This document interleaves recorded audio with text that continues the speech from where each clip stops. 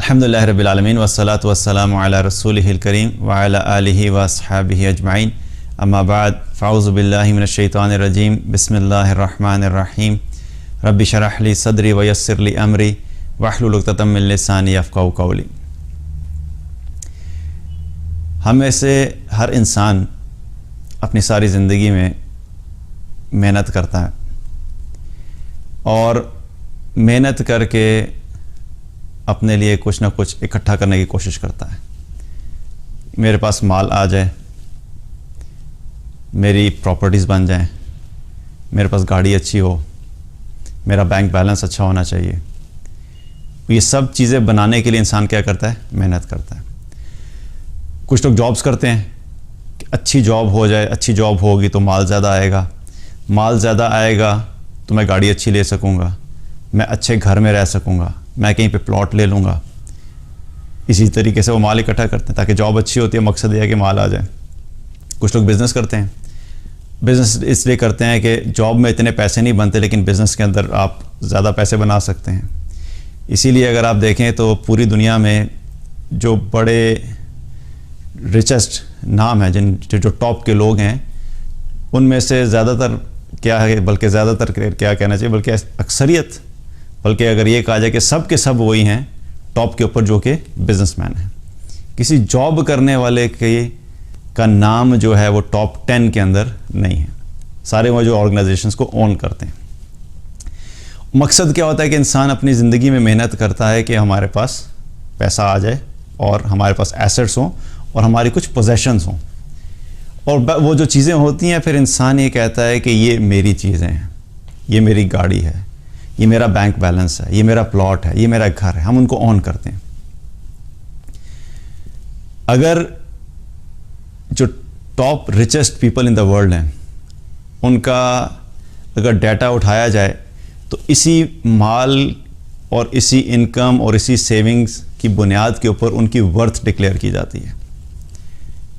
اس وقت as of today جو دنیا کا سب سے ریچسٹ پرسن سے آپ کہہ لیجیے، ٹاپ کے اندر جو ہے اور جو نمبر 1 پہ ہے، وہ ہے امیزون کا CEO Jeff Bezos. Net worth of $166 billion net worth.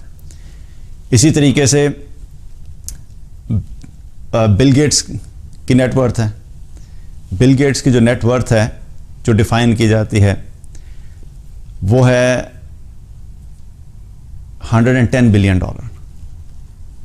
اسی طرح جو فیس بک کا جو CEO ہے مارک زکربرگ، اس کی جو نیٹ ورتھ ہے $85 بلین۔ اسی طرح وارن بفٹ، اس کی ورتھ ہے $71 بلین۔ اب یہ کیا ہے؟ اس کو کہتے ہیں نیٹ ورتھ، یعنی اس بندے کی ایک قیمت ہے۔ اب اس کی قیمت تو نہیں ہے نا، بندہ تو ویسے ہی ہے جیسے عام انسان ہے، وہ بھی ویسا ہی انسان ہے، وہ کوئی سونے کا تو نہیں بنا ہوا۔ اصل قیمت کیا ہے کہ اس کے پاس جو کچھ ہے، اس کی کمپنی، اس کا بینک بیلنس، اس کی سیونگ، اس کی آرگنائزیشن کی ورتھ، اس کے ایسٹس، ان سب چیزوں کو ملا کے اس انسان کی قیمت ڈیفائن کی جاتی ہے کہ یہ انسان کی اس کی اتنی ورتھ ہے۔ تو یہ تھا ٹاپ کے اوپر لوگ۔ پھر اس سے آپ نیچے آئیں تو جتنی بھی سیلیبریٹیز ہوتی ہیں، آپ ہالی ووڈ کی لے لیجئے ایکٹرز، بالی ووڈ پہ چلے جائیں، اسی طریقے سے جو سنگرز ہیں، ہر ایک کی ایک نیٹ ورتھ ہوتی ہے۔ ان کی نیٹ ورتھ ان کی نسبت کم ہے، ان کی ملینز آف ڈالرز میں ہوتی ہے۔ سلمان خان کی ایک نیٹ ورتھ ہوگی، شاہ رخ خان کی ایک نیٹ ورتھ ہوگی، سلوسٹر اسٹیلون کی ایک نیٹ ورتھ ہوگی، اسی طریقے سے جسٹن بیبر سنگنگ کے اندر آج کل دیکھا ہے تو اس کی ایک نیٹ ورتھ ہوگی۔ تو یہ نیٹ ورتھ کا جو کانسیپٹ ہے کیا ہے؟ وہ یہ ہے کہ اس بندے کی اتنی قیمت ہے۔ یہ نیٹ ورتھ پھر اس سے جب ہم نیچے آتے ہیں تو پھر ایک عوام ہے، جسے ہم کہتے ہیں کہ عام لوگ۔ عام لوگوں کی بھی کوئی نہ کوئی قیمت ہوتی ہے۔ جس کے پاس 10 لاکھ روپیہ، اس کو کہیں گے اس کی نیٹ ورتھ کیا ہے؟ 1 ملین روپیز، 10 لاکھ روپیہ۔ کسی کے پاس پلاٹ زیادہ ہیں اور بینک بیلنس زیادہ ہے اور 1 کروڑ کی ٹوٹل اس کے پاس ایسٹس ہیں، تو وہ کہتے ہیں اس کی نیٹ ورتھ 1 کروڑ روپیہ ہے۔ لیکن یہ جو نیٹ ورتھ ہے، یہ نیٹ ورتھ اس وقت تک ہوتی ہے کہ جب تک انسان کی سانسیں چل رہی ہوتی ہیں۔ جو ہی روح نکل جاتی ہے تو روح کے نکلتے ہی یہ جو $166 بلین کی ورتھ ہے وہ ایک دم سے زیرو ہو جائے گی. یہ جو $85 بلین کی ورتھ ہے وہ ایک دم سے زیرو ہو جائے گی. اسٹیو جابس کی جو نیٹ ورتھ تھی وہ $10 بلین تھی. لیکن جو اسٹیو جابس دنیا سے گیا تو اس کی نیٹ ورتھ آج کیا ہے؟ آج کوئی کہتا ہے کہ اسٹیو جابس کی جو نیٹ ورتھ ہے وہ $10 بلین ہے. آج تو اس کی کوئی ورتھ نہیں ہے، کیونکہ جب اسٹیو جابس ہی نہیں رہا تو اس کی ورتھ کیا ہوگی؟ ٹھیک ہے اس کی کمپنی ہے ایپل از اسٹل دیئر، لیکن وہ اب کمپنی کی ورتھ ہے، اس کے جو شیئرز مارکیٹ میں چل رہے ہیں ان کی ورتھ ہے. لیکن اسٹیو جابس کی کیا ورتھ ہے؟ زیرو، کیونکہ وہ دنیا میں ہی نہیں رہا. اسی طریقے سے جو ہم لوگ بھی اپنی زندگی میں اپنی ورتھ بناتے رہتے ہیں نا، کہ میرے پاس گاڑی آ جائے، پلاٹ آ جائے، ڈیفرنٹ قسم کے ایسٹس آ جائیں تاکہ میری کوئی ورتھ ہو. تو ہر انسان اپنی ایک ورتھ بنانے کی ریس میں لگا رہتا ہے. اور جب یہ چیزیں ہمارے پاس آتی ہیں تو پھر ہم کہتے ہیں کہ یہ میری ہیں. ہم ان چیزوں کو اون کرتے ہیں. یہ میری گاڑی ہے، یہ میرا گھر ہے، یہ میرا پلاٹ ہے، میرا یہ والا فلاں پلاٹ میرا DHA کے اندر ہے، فلاں پلاٹ میرا جو ہے وہ بحریہ کے اندر ہے، فلاں پلاٹ میرا جو فلاں جگہ کے اوپر ہے، میرا گھر جو ہے وہ UK کے اندر ہے، میرا ایک گھر جو ہے وہ سوئس میں ہے. تو کیا ہے کہ یہ ساری چیزیں ہم کیا کرتے ہیں؟ ہم کہتے ہیں میری ہیں. لیکن جو ہی ہم دنیا سے جاتے ہیں تو کیا وہ واقعی ہماری رہتی ہیں؟ انسان جب دنیا سے جاتا ہے تو چیزیں تو ادھر ہی رہتی ہیں، وہ کچھ بھی ساتھ لے کے نہیں جاتا، وہ خود یہاں سے چلا جاتا ہے. اس کی ورتھ جس چیز سے بنی ہوتی ہے وہ چیزیں یہیں پہ رہ جاتی ہیں. اب جب وہ دنیا سے جاتا ہے تب اس کی اصل ورتھ پتہ لگتی ہے کہ اس کی ورتھ کیا ہے. کیونکہ جتنی بھی ہم نیٹ ورتھ کی بات کرتے ہیں یہ دنیا والوں کے سامنے ہے کہ دنیا کی نظر میں یہ بندہ اتنی اس کی ورتھ ہے کیونکہ اس کے مال کی بنیاد کے اوپر. لیکن خالق کائنات کی نظر میں اس کی کیا ورتھ ہے اس کا پتہ ہمیں آج نہیں لگتا. ہمیں نہیں پتا کہ اس کی ورتھ جو ہے وہ کیا ہے. اگر ایمان والا نہیں ہے تو وہ تو کلیئر ہے. جو انسان مسلمان نہیں ہے، ایمان پہ نہیں ہے، تو اس کی تو ورتھ ویسے ہی زیرو ہے. اللہ کے سامنے ایسے شخص کی کوئی حیثیت نہیں ہے جو اللہ کو نہیں مانتا یا اللہ کو مان کے اللہ کے ساتھ شرک کرتا ہے یا کسی بھی طریقے سے وہ اسلام کو نہیں مانتا. تو اس شخص کی تو کوئی ورتھ نہیں اللہ کے نزدیک. لیکن جو اللہ کو مانتے بھی ہیں ان میں سے بھی اللہ کے نزدیک مختلف لوگوں کی مختلف ورتھ ہوتی ہے. اور وہ ورتھ جو ہوتی ہے وہ اس مال کی بنیاد کے اوپر نہیں ہوتی. اب یہ جو مال سارا ہوتا ہے، جب ہم کہتے ہیں کہ ہمارا مال، تو جو ہی ہم اس دنیا سے جاتے ہیں تو یہ سب چیزیں یہاں پہ رہ جاتی ہیں اور ہماری اصل ورتھ ہمیں نظر آنا شروع ہو جاتی ہے. اللہ پھر ہمیں ہماری ورتھ دکھا دیتا ہے. ایک حدیث میں آتا ہے، نبی صلی اللہ علیہ وسلم نے فرمایا کہ جب انسان مرتا ہے اور مرنے کے بعد جب اس کی میت کو دفنانے کے لیے قبرستان کی طرف لے کے جایا جا رہا ہوتا ہے تو اس کے ساتھ 3 چیزیں جاتی ہیں. ایک اس کا مال، ایک اس کے اہل و عیال، اور تیسری چیز اس کے اعمال. اور جب اس کو دفنا دیا جاتا ہے تو دفنانے کے بعد اس کا مال اور اس کے اہل و عیال واپس آ جاتے ہیں، لیکن اس کے اعمال اس کے ساتھ رہتے ہیں. تو کیا پتہ لگا کہ جو مال ہے وہ انسان کی ورتھ بناتا ہے دنیا میں. تو جس چیز کو انسان اپنی نیٹ ورتھ سمجھ رہا تھا اس نے تو وہیں پہ دھوکہ دے دیا. اگر واقعی اتنی امپورٹنٹ تھی اور وہ تمہارے ساتھ اتنی سنسیئر تھی، تمہارا مال، تمہاری دولت، تمہارا خاندان، تمہارے اہل و عیال، بچوں کے لیے ماں باپ کے لیے بچے، بہن بھائی، رشتہ دار، دوست یار، اگر یہ واقعی اتنے سنسیئر ہیں اور یہ اتنے خیر خواہ ہیں تو پھر ان کو تو سارے سفر میں ساتھ ہونا چاہیے کہ پورے سفر میں یہ آپ کا ساتھ دیں. آپ کا مال جس کو آپ نے کمانے کے لیے ساری زندگی لگائی اور زندگی کے 60-70 سال کماتے آپ اس دنیا سے چلے گئے، تو آپ نے اپنی زندگی کا ایک بہت بڑا حصہ اس مال کو دیا. تو پھر اگر مال سنسیئر ہے تو مال کو بھی ساتھ جانا چاہیے. اسی طریقے سے آپ نے اپنی زندگی کا ایک بہت بڑا حصہ اپنے گھر والوں کو دیا تو پھر ان گھر والوں کو بھی ساتھ جانا چاہیے. لیکن ان سب چیزوں کو کرتے کرتے انسان مال اور اہل و عیال میں اتنا کھو جاتا ہے کئی دفعہ کہ وہ اس چیز کو نہیں فوکس کرتا جو اصل میں اس کی ہے، اور وہ ہے اس کے اپنے اعمال. انسان کہتا ہے یہ میرا مال ہے، انسان کہتا ہے یہ میرے ماں باپ ہیں، یہ میرے بچے ہیں، یہ میری گاڑی ہے، یہ میرا گھر ہے، اور یہ سب چیزیں موت کے وقت آپ کو چھوڑ کے چلی جاتی ہیں۔ اور اعمال کے بارے میں اگر ہم دیکھیں تو ہم کبھی اپنے آپ سے یہ نہیں کہتے کہ یہ میرا عمل ہے، اور جس کو ہم اون نہیں کرتے وہ ہمارے ساتھ قبر میں موجود ہے۔ جس کی ہمیں سب سے کم فکر ہے وہ سب سے زیادہ آخر تک ہمارے ساتھ ہو۔ سب سے زیادہ سنسیئر ہمارے ساتھ کون نکلا؟ ہمارا عمل، وہ قبر میں بھی ہمارے ساتھ ہوگا۔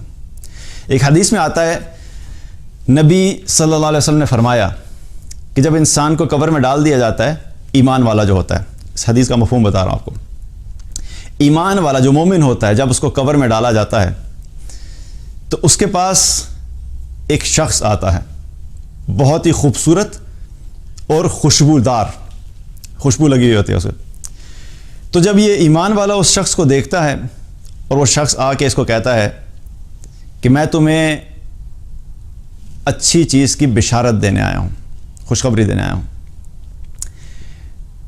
تو یہ جو مومن ہوتا ہے وہ کہتا ہے کہ تم دیکھنے میں بہت خوبصورت ہو اور تمہارا آنا تو بڑے خیر و برکت کا باعث ہے، تو تم ہو کون؟ وہ کہتا ہے کہ میں تمہارے نیک اعمال ہوں، میں تمہارے نیک اعمال ہوں۔ اب یہ قبر میں بھی کون جو ہیلپ آؤٹ کر رہا ہے، یہ قبر میں بھی کون ہے جو ہمارے ساتھ ہے، جس کی وجہ سے ہمیں تھوڑی سی تسلی ہوگی؟ ہمارا نیک عمل۔ اسی طریقے سے جو کافر ہوتا ہے، کافر کو بھی جب دفنایا جاتا ہے یا اس کے پاس جو ہے وہ ایک شخص آتا ہے، وہ انتہائی بھدا، بدصورت، اور اس کے پاس سے سخت بدبو آ رہی ہوتی ہے۔ تو کافر جب اس کو دیکھتا ہے تو اس کو دیکھ کے پوچھتا ہے کہ، اور وہ جو اعمال اس کے وہ شخص ہوتا ہے اس کافر کو کہتا ہے کہ میں تمہارے پاس برے انجام کی خبر دینے کے لیے آیا ہوں، اور یہ وہ دن ہے جس کو تم نے دیکھ لیا، جس کو تم انکار کرتے تھے۔ تو کافر اس کو کہتا ہے کہ تم کون ہو؟ تم بہت ہی بدصورت ہو اور انتہائی بھدے، اور تمہارے سے بڑی بدبو آ رہی ہے، تم ہو کون؟ تو وہ کہتا ہے کہ میں تیرے برے اعمال ہوں۔ تو انسان کے نیک اعمال اس کے ساتھ قبر میں جاتے ہیں، اور انسان کے برے اعمال بھی اس کے ساتھ قبر میں جاتے ہیں۔ تو قبر میں ساتھ کیا ہے؟ ہمارا عمل، ہمارے ایسٹس، ہماری ورتھ، ہمارا مال، ہمارے اہل و عیال ہمارے ساتھ قبر میں نہیں ہوں گے۔ تو اعمال انسان کے ساتھ قبر میں جاتے ہیں۔ اسی طریقے سے اگر دیکھا جائے تو جب میدان محشر میں ہم جب پہنچیں گے تو میدان محشر میں بھی ہر انسان اکیلا وہاں پہ ہوگا۔ دنیا میں ہمارا مال، ہماری گاڑی، ہمارے گھر والے، یہ سب جن کی ہمارے زندگیوں میں امپورٹنس ہوتی ہے، میدان محشر میں جب جا رہے ہوں گے، قبروں سے لوگ اٹھائے جائیں گے اور وہ قبر سے لے کے میدان محشر تک پہنچیں گے، تو اس وقت انسان کو یہ فکر نہیں ہوگی کہ میری جو گاڑی تھی وہ کدھر ہے، میرے جو بینک بیلنس تھا وہ کدھر ہے، میرے فلاں جگہ پہ پلاٹ سے وہ کدھر ہیں، اور میرے تو بڑے اچھے دوست یار تھے وہ کدھر ہیں، میرے ماں باپ مجھ سے بڑی محبت کرتے تھے وہ کدھر ہیں، میں اپنے بچوں سے بڑی محبت کرتا تھا میرے بچے کدھر ہیں۔ سب کو انسان بھول جائے گا۔ اس وقت انسان کو کسی چیز کی فکر نہیں ہوگی، اور وہ اکیلا تنہا جا رہا ہوگا۔ اس وقت اس کو یہی فکر ہوگی کہ آج کے دن کسی طریقے سے میری بچت ہو جائے، میں کسی طریقے سے اللہ کے عذاب سے بچ جاؤں، میں کسی طریقے سے اللہ کی رحمت کا مستحق بن جاؤں، میں کسی طریقے سے آج کامیاب ہو جاؤں۔ اگر مجھے پوری دنیا کو بھی اپنی کامیابی کے لیے، اگر مجھے پوری دنیا کی جتنی چیزیں نظر آ رہی ہیں ان سب کو بھی قربان کرنا پڑے تو قربان کرنے کے لیے انسان تیار ہوگا، صرف اس لیے کہ میں کامیاب ہو جاؤں۔ اسی حالت میں جب میدان محشر میں پہنچیں گے تو میدان محشر میں جب حساب کتاب شروع ہوگا، اللہ سبحانہ تعالیٰ جو ہے وہ میدان محشر میں جنت کو ظاہر کر دے گا، جنت کو لے آیا جائے گا، جہنم میدان محشر میں آ جائے گی، میزان قائم کر دیا جائے گا۔ اب جب میزان قائم کر دیا جائے گا اور لوگ کھڑے ہوں گے اور حساب شروع ہوگا تو اللہ سبحانہ تعالیٰ یوں نہیں بلائے گا کہ فلاں خاندان والے آ جائیں، فلاں کمپنی والے آ جائیں، فلاں جو بیسٹ فرینڈز تھے وہ اکٹھے آ جائیں۔ گروپس میں نہیں بلایا جائے گا، انڈیویجولی ایک ایک کو بلایا جائے گا، فلاں ابن فلاں آ جائے۔ اب وہاں پر بھی انسان یہ نہیں کہے گا اچھا میں جانے لگا ہوں تو میری گاڑی کی طرح میں گاڑی پہ بیٹھ کے جاؤں، یا اپنے گھر والے نہیں یاد دیں گے اچھا مجھے بڑی گھبراہٹ ہو رہی ہے، میں تو بالکل اکیلا ہوں، میں تو پینک نہ کر جاؤں، اس لیے یہ میرے ماں باپ کی طرح میں اپنے ماں باپ کو ساتھ لے کر جاؤں. نہیں, میرا ایک بیسٹ فرینڈ تھا, وہ میرے ہر مشکل میں میرے کام آتا تھا. آج مجھے جو ایک مورل سپورٹ چاہیے ہے, تو مورل سپورٹ چونکہ مجھے چاہیے تو میرا فلاں دوست کدھر ہے, اس کو میں ساتھ لے کے چلا جاؤں. نہیں, اکیلے فلاں ابن فلاں آ جاؤ اکیلے, آج تم نے اکیلے حساب دینا ہے. اب جب اکیلے حساب دینا ہے تو حساب کے لیے جب کہا جائے گا تو کیا ہوگا؟ کہا جائے گا بھئی اس کی نمازیں, سوال کیا جائے گا نمازیں نکالو, چیک کرو اس نے نمازیں کتنی پڑھی ہیں. تو نماز کیا ہے؟ عمل ہے, عمل ہے. یہ کوئی آج ہم جب نیٹ ورتھ کی بات کرتے ہیں نا, تو اس نیٹ ورتھ کی کیلکولیشن کے اندر نماز کہیں پہ بھی شامل نہیں ہوتی کہ یہ جو نیٹ ورتھ اس کی $166 بلین کی ہے, تو اس کے اندر اس کی جو ہے نا 20 سال کی نمازیں بھی شامل ہیں. ایسا نہیں ہوتا, صرف مال کو کیلکولیٹ کرتے ہیں. آج اللہ سبحانہ تعالیٰ نے نیٹ ورتھ والی ساری چیزوں کو سائیڈ پہ کر دیا ہے. اس کی گاڑیاں سائیڈ پہ کرو, اس کا بینک بیلنس سائیڈ پہ کرو, اس کی پراپرٹی سائیڈ پہ کرو. یہ ڈالرز میں کماتا تھا, پاؤنڈز میں کماتا تھا, اس کی نیٹ ورتھ $100 بلین تھی, فلاں کی نیٹ ورتھ $200 بلین تھی. اللہ سبحانہ تعالیٰ ڈزنٹ کیئر اباؤٹ اٹ. آج کے دن سب سائیڈ پہ ہو جائے گا, اس کے اعمال لے کر آؤ, اعمال لے کر آؤ. تو یہ اعمال ہیں جو کہ ہمارے وہاں پہ ترازو میں تولے جائیں گے. اسی لیے ہم کیا کہتے ہیں, ایک بات جب ہم بات کرتے ہیں نا, نامہ اعمال پکڑایا جائے گا, نامہ اعمال پکڑایا جائے گا. ہم یہ تو نہیں کہتے کہ نامہ مال پکڑایا جائے گا, نامہ مال تو نہیں ہے, نامہ اعمال ہے. تو وہاں پہ جو کام آئے گی چیز وہ اعمال ہوں گے. اعمال ہوں گے تو نامہ اعمال میں ہوں گے, اگر اعمال ہی نہیں ہے تو نامہ اعمال میں کیا لکھا ہوا ہوگا؟ تو کیا ہے کہ اسی لیے وہاں پہ جو حساب ہوگا اس میں بھی کیا کیا جائے گا؟ اعمال دیکھے جائیں گے. فَمَن يَعْمَلْ مِثْقَالَ ذَرَّةٍ خَيْرًا يَرَهُ وَمَن يَعْمَلْ مِثْقَالَ ذَرَّةٍ شَرًّا يَرَهُ. ذرے کے برابر بھی جس نے خیر کی ہوگی وہ بھی دیکھ لے گا, اور ذرے کے برابر بھی جس نے شر کیا ہوگا, گناہ کیا ہوگا, نافرمانی کی ہوگی, وہ بھی دکھا دی جائے گی. تو یہ خیر اور نافرمانی اور شر کیا چیز ہیں؟ اعمال ہیں, اعمال. اب جب نامہ اعمال جب ترازو قائم کیا جائے گا تو انسان کی حسرت کس چیز کی ہوگی؟ کہ حسرت کیا ہوگی کہ کاش میری آج جو BMW میرے پاس ہوتی تو آج میں کامیاب ہو جاتا. کیا یہ حسرت ہوگی؟ کاش وہ جو میں برانڈڈ کپڑے پہنتا تھا اور برانڈڈ چیزیں میرے پاس تھیں آج ہوتی تو میں برانڈڈ کپڑے پہن کے اللہ کے سامنے کھڑا ہوتا نا, تو آج میں نے کامیاب ہو جانا تھا. کاش میرا جو بینک بیلنس تھا اور میرے پاس جو اتنے سارے لوگ تھے آج میرے پاس ہوتے تو میں کامیاب ہو جاؤں گا. یہ سب چیزیں تو نہیں ہوں گی. جو نیٹ ورتھ والی چیزیں وہ سب تو پیچھے رہ گئیں. جو اصل چیز ورتھ ہوگی اس دن وہ کیا ہے؟ وہ اعمال ہوں گے. اس دن انسان کو حسرت ہوگی, کاش کہ آج کے دن میرے پاس اچھے اعمال ہوتے. کیونکہ یہ جو ترازو قائم کیا جا رہا ہے اس میں تو یہ کہا جا رہا ہے کہ بھئی اس کے اعمال لے کر آؤ, اور میں تو ساری زندگی مال کے پیچھے چلتا رہا, میں تو ساری زندگی ڈگریز کے پیچھے بھاگتا رہا, میں تو ساری زندگی اپنی نوکری کرتا رہ گیا, میں نے تو اعمال کے اوپر فوکس ہی نہیں کیا. تو وہاں پر کیا ہوگا؟ اعمال انسان کو فیل ہوگا کہ ریئلائز ہوگا کہ کاش کہ میں نے اپنی زندگی میں اعمال کی ہوتے, آج میرے ساتھ میرے اعمال ہوتے.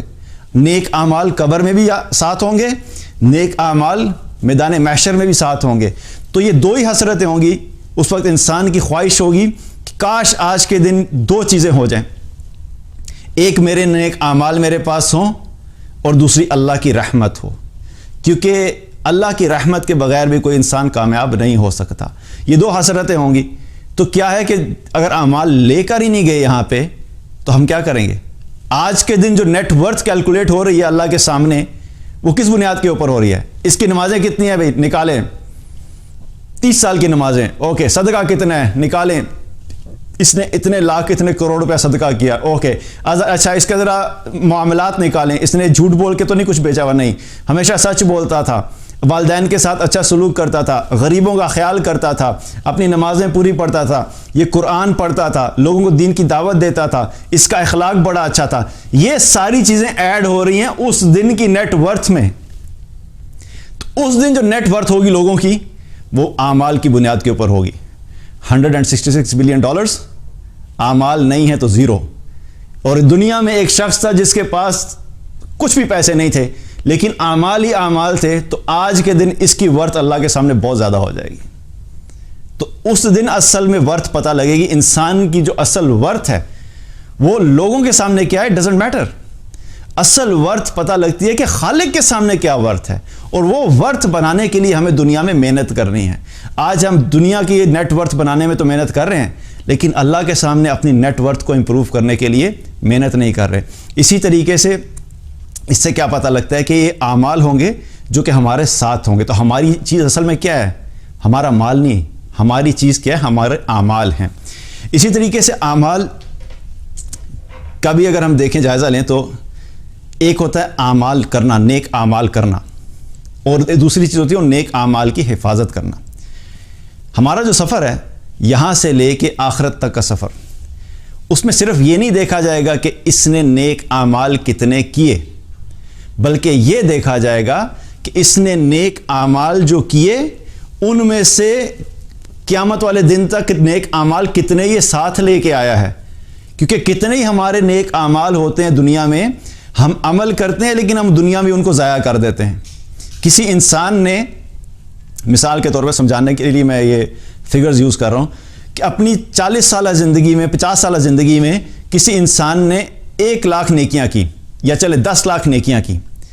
10 لاکھ نیکیاں تو کی اس نے, لیکن ان 10 لاکھ نیکیوں میں سے آگے کتنی رہیں, کتنی اس نے یہیں پہ ضائع کر دی. جو ضائع ہو گئی وہ دنیا میں ختم ہو جاتی ہیں, وہ آخرت میں نہیں ملیں گی. آخرت میں وہی ہوں گی جو آخرت تک جن کو ہم بچا کے لے کر جائیں گے. اس کی ایگزامپل ایسے ہی ہے کہ جس طریقے سے ہم اپنی نیکیاں کرتے ہیں تو کیا پتہ لگے ہم نے نیکیاں صرف کرنی نہیں بلکہ نیکیوں کی, نیک اعمال کی حفاظت بھی کرنی ہوتی ہے. ایگزامپل ایسے ہی ہے کہ جیسے کسی انسان کو دنیا میں مختلف چیزوں سے محبت ہو سکتی ہے. کسی کو گاڑی سے بڑی محبت ہوتی ہے. کچھ ایسے ہوتے ہیں جو اپنی گاڑی کے بارے میں ایسے پوزیسو اور سینسٹیو ہوتے ہیں کہ گاڑی کو اگر ایک سکریچ لگ جائے نا تو 2 دن تک اس کا منہ بنا رہتا ہے کہ آج میری گاڑی پہ ایک سکریچ لگ گیا. اتنی محبت ہوتی ہے. تو جس کو گاڑی سے محبت ہوتی ہے وہ کیا کرتا ہے, اس کو بڑا خیال سے رکھتا ہے, بڑا خیال سے رکھتا ہے کہ کوئی سکریچ نہ لگے, اس میں کوئی گندگی نہیں ہو, اندر سے بھی صاف ہو, چوری نہ ہو جائے. گھر کے اندر جو ہے اس کو لاک کرتے ہیں, باہر جو ہے 2 تالے اور لگاتے ہیں, گاڑی کے اندر بھی ایک جو ہے نا وہ لاک لگا ہوا ہے. تو کیا ہے کہ جس چیز کی ویلیو ہوتی ہے اس کے لیے انسان کیا کرتا ہے کہ اس کی حفاظت کے لیے محنت کرتا ہے. اسی طریقے سے ماں باپ جو ہوتے ہیں, ماں باپ کے لیے اولاد کی بہت ویلیو ہوتی ہے. تو ماں باپ اپنے بچوں کو ساری زندگی کیا کرتے ہیں, پروٹیکٹ کرتے رہتے ہیں کہ میرا بچہ جو ہے اس کو جب بھوک لگے گی تو میں نے اس کو کھانا کھلانا ہے, جب اس کو پیاس لگے گی تو اس کو پانی دینا ہے, اور اگر اس کو بیمار ہو گیا تو اس کو ڈاکٹر کے پاس لے کے جانا ہے. اس کی ڈائٹ اچھی رکھی جائے, اس کا ماحول اچھا رکھا جائے, اس کی صحت اچھی رکھی جائے تاکہ یہ بیمار نہ ہو. باہر کے لوگوں سے پروٹیکٹ کرتے ہیں کہ کوئی انسان ان کو نقصان نہ پہنچائے. کوئی ذرا سا خطرہ محسوس ہوتا ہے تو ماں باپ فوراً ایکٹیویٹ ہو جاتے ہیں کہ نہیں فلاں جگہ پہ نہیں جانا کیونکہ بیٹا وہاں پہ خطرہ ہے. تو کیا کرتے ہیں, جس چیز سے محبت ہوتی ہے انسان اس کو کیا کرتے ہیں, پروٹیکٹ کرنے کی کوشش کرتا ہے, سنبھال کے رکھتا ہے. پرابلم یہ ہے, بلکہ اس سے پہلے ایک اور ایگزامپل دے دوں کہ اگر آپ سوچیں کہ کوئی ماں باپ ہوں, کوئی ماں باپ, بچہ پیدا ہوا, بچہ پیدا ہوتے ہی وہ ماں باپ اٹھا کے اس کو کوڑے کے ڈرم کے پاس پھینک کے آ جائیں. اور ایسا ہوتا ہے, by the way, nothing to smile about. دنیا کے اندر بہت سے ایسے کیسز ہوتے ہیں, خاص طور پہ غریب ممالک کے اندر بچے پیدا ہوتے ہیں اور ماں باپ یہ سمجھتے ہیں کہ ہم اس کو افورڈ نہیں کر سکتے, ہمارے پاس پیسے نہیں ہیں اس کی تربیت کرنے کے, وہ کسی کے گھر کے باہر رکھ کے آ جائیں گے, کسی جگہ پہ رکھ کے آ جائیں, کسی سڑک کے کنارے پہ رکھ دیں گے, کوئی اٹھا کے لے جائے. اب آپ سوچیں کہ ایسے ماں باپ کے بارے میں انسان کیا کہے گا, کتنے ظالم ہیں وہ لوگ کہ بچہ پیدا کیا اور اس کو لوگوں کے در پہ چھوڑ دیا. کہیں گے نا ظالم ہیں کہ اپنے بچے کا خیال نہیں رکھ سکتے. اسی طریقے سے جو ہمارے اعمال ہیں وہ بھی ہمارے بچوں کی طرح ہی ہوتے ہیں. ہم اعمال کر لیتے ہیں لیکن ہم ان کی کئی دفعہ پروٹیکشن نہیں کرتے. عمل کیا, کرنے کے بعد کیا کیا, ضائع کر دیا. تو یہاں پہ بچہ بھی تو کیا کریں, بچہ پیدا کیا, پیدا کر کے ماں باپ نے اپنے آپ سے الگ کر دیا. ہم نیک اعمال کرتے ہیں اور عمل کر کے ہم ضائع کر دیتے ہیں, ہم اس کی پروٹیکشن نہیں کرتے. اور جب تک ہم اس کو پروٹیکٹ نہیں کریں گے تو تب تک قیامت والے دن ہمارے وہ نامہ اعمال میں ہمیں نظر ہی نہیں آئے گا. مثال کے طور پہ کسی نے کسی کے ساتھ احسان کیا, کہ کوئی شخص مشکل میں تھا, آپ کو پتہ لگا کہ وہ بڑی پرابلم میں ہے, آپ اس کو 20,000 روپیہ چاہیے تھا, آپ نے احسان کر دیا, آپ نے 20,000 دے دیا. اب 20,000 تو دے دیا, اب وہ جب ملتا ہے اس کو آپ جتلاتے رہتے ہیں, یاد ہے تم بڑے مسئلے میں تھے, میں نے تو 20,000 روپیہ دیا تھا. پھر تھوڑا عرصہ گزرتا ہے، پھر وہ آئے گا، کسی کے ساتھ بیٹھے ہوں گے، اس کے سامنے ذکر کر دیا کہ ہاں یہ اصل میں اس کو بڑا پرابلم تھا تو میں نے اس کو 20,000 روپیہ دیا تھا۔ اب آپ کیا کہ احسان کر کے بار بار اس کو جتلا رہے ہیں، تو یہ آپ نے کیا کیا ہے؟ اب آپ تو ایکسپیکٹ کر رہے ہیں کہ میں نے 20,000 روپیہ اللہ کی راہ میں صدقہ کیا تھا، کسی کی مدد کی تھی، جب میں قیامت والے دن پہنچوں گا اور نامہ اعمال کھولا جائے گا تو میرے اس میں مجھے 20,000 روپیہ نظر آئے گا کہ ماشاءاللہ جی آپ نے بڑا کمال کیا تھا، 20,000 روپیہ آپ نے اللہ کی راہ میں خرچ کیا تھا، اس کو اٹھا کے نیکیوں کے پلڑے میں ڈال دیا جائے۔ That would be the expectation, کیونکہ کیا ہے نیک عمل، لیکن کیا کیا وہ نیک عمل کرتے ہی احسان جتلا کے کیا کیا؟ ٹیکنیکلی آپ نے یہیں پہ ضائع کر دیا۔ یہ 20,000 اب قیامت کے دن آپ کے کسی کھاتے میں نہیں لکھا جائے گا، کیونکہ آپ نے اس کو احسان جتلا کے ضائع کر دیا، بلکہ احسان کر کے جتلانے والے کے بارے میں بہت سخت حدیث ہے۔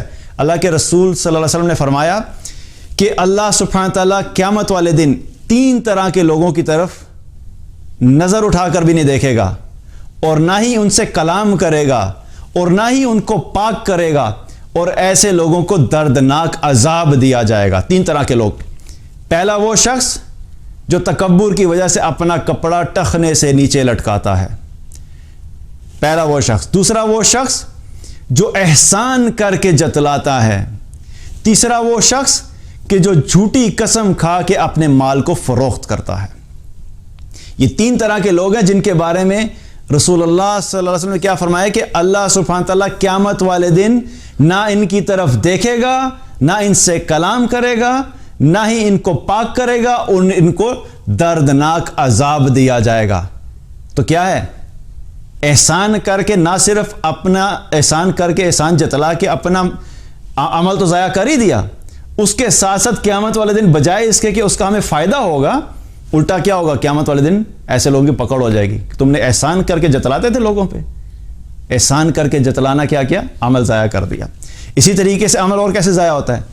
اپنی نیت ٹھیک نہ کر کے اپنی طرف سے ہم نیک عمل کرتے رہتے ہیں کہ میں نے صدقہ کیا اللہ کی خاطر، میں نے نمازیں پڑھی اللہ کی خاطر، میں نے دین کی دعوت کا کام کیا اللہ کی خاطر، میں نے کسی کی مدد کی اللہ کی خاطر، میں نے قرآن پڑھا اللہ کی خاطر، لیکن کر کس لیے رہے ہوتے ہیں؟ لوگوں کو دکھانے کی خاطر، کہ لوگوں کے درمیان میں مشہور ہو جاؤں، لوگوں کے دلوں میں میری بڑائی آ جائے، لوگوں کے دلوں میں یہ خیال آئے کہ بڑا نیک ہے۔ تو یہ جو اعمال کیے جا رہے ہیں جس میں نیت درست نہیں ہے، اللہ کی رضا کے بجائے لوگوں کے اندر مشہور ہونے کے لیے اعمال کیے جا رہے ہیں، اور ایکسپیکٹیشن کیا ہے؟ مطمئن ہو کہ ہم رہ رہے ہیں کہ میں نے تو 30 سال نمازیں پڑھی ہیں جی، 30 سال میں نے تہجد پڑھی ہے، اور 30 سال کی تہجد کا پوری دنیا کو پتا ہے کہ اس شخص نے 30 سال تہجد پڑھی ہے، اور ہر تہجد پڑھتے ہوئے جس جگہ پہ بیٹھتے ہیں جا کے لوگوں کو بتا دیں میں تو یہ تہجد پڑھتا ہوں، تو امید تو یہ ہے کہ جی اس تہجد کا مجھے بڑا اجر ملے گا، لیکن کیا چونکہ اللہ کے لیے نہیں تھا، اور قیامت والے دن جب پہنچیں گے اور یہ انتظار کریں گے جی آج میں دیکھوں گا کہ 30 سال کی میری جو تہجد کی نماز تھی اس کا مجھے اجر ملے گا، اور وہاں پہ جب جا کے دیکھے گا تو نامہ اعمال میں عمل ہی کوئی نہیں ہے، تو سوال نہیں اٹھے گا میری 30 سال کی تہجد کدھر گئی؟ وہ میں نے جو لاکھوں روپیہ صدقہ دیا تھا وہ کدھر گیا؟ وہ میں نے فلاں ٹائم پہ فلاں شخص سے بھلائی کی تھی وہ کدھر ہے؟ مجھے نظر نہیں آ رہی۔ کیوں نظر نہیں آ رہی؟ کیونکہ تم نے اللہ کے لیے نہیں کیا تھا، تم نے لوگوں کے اندر مشہور ہونے کے لیے کیا تھا۔ تو عمل کرنا یہ امپورٹنٹ ہے، لیکن عمل کی حفاظت کرنا یہ اس سے زیادہ ضروری ہے۔ تو اس لیے کیا ہے، شیطان کیا کرتا ہے کہ شیطان کا ٹارگٹ پہلا ہوتا ہے کہ نیک عمل نہ کرے کوئی، لیکن اگر ہم ہمت کر کے نیک عمل کر ہی لیتے ہیں تو اس کا اگلا ٹارگٹ یہ ہوتا ہے کہ اس کو چھوٹا عمل کرواؤ، بڑا عمل نہیں کرے یہ چھوٹا عمل کرے، اگر چھوٹا عمل ہم کر ہی لیتے ہیں پھر اس کا اگلا ٹارگٹ ہوتا ہے کہ اس کا عمل ضائع کرواؤ۔ تو اس کی پوری پلاننگ چل رہی ہوتی ہے کہ عمل نہ کرے تو چھوٹا کرے، کہ چھوٹا کر لیا تو ضائع کرا دے، تاکہ یہ جب قیامت کے دن وہاں پہ پہنچے اور یہ سمجھے کہ میرے بڑے اعمال ہیں تو آگے اس کے پاس کوئی عمل ہی نہیں ہو۔ تو اس سے کیا پتہ لگا کہ ہمیں ہماری جو اصل چیز ہے وہ کیا ہے؟ ہماری چیز صرف ایک ہے، وہ ہمارے اعمال ہیں، ہمارا اور کچھ بھی نہیں ہے، نہ مال ہمارا ہے، نہ گھر والے ہمارے ہیں، نہ ہماری جاب ہماری ہے، نہ ہمارا بزنس ہمارا ہے، ہماری ایک ہی چیز ہے، وہ ہے ہمارے اعمال۔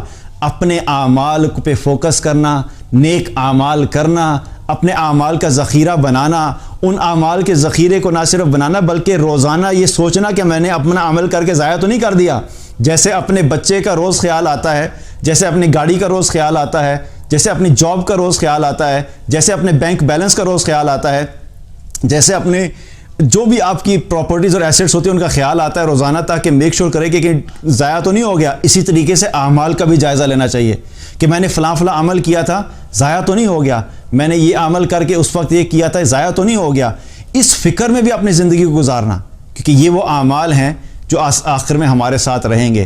نہ ہماری بینک سٹیٹمنٹ ہوگی، نہ ہمارے بینک بیلنس ہوں گے، نہ ہماری پلاٹس ہوں گے، بلکہ ہمارے اعمال ہوں گے. اور آخرت میں اللہ تعالیٰ نے یہ نہیں پوچھنا کہ اس کی بینک سٹیٹمنٹ کدھر ہے، بینک سٹیٹمنٹ لے کر آؤ، بلکہ یہ دیکھا جائے گا کہ اس کی سٹیٹمنٹ آف ڈیڈز کدھر ہے، وہ لے کر آؤ.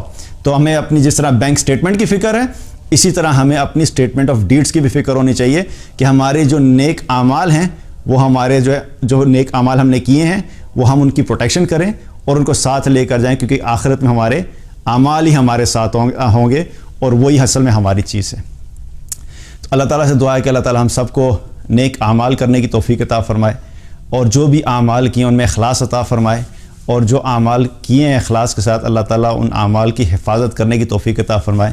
بارک اللہ علیہ ولکم. السلام علیکم ورحمۃ اللہ وبرکاتہ.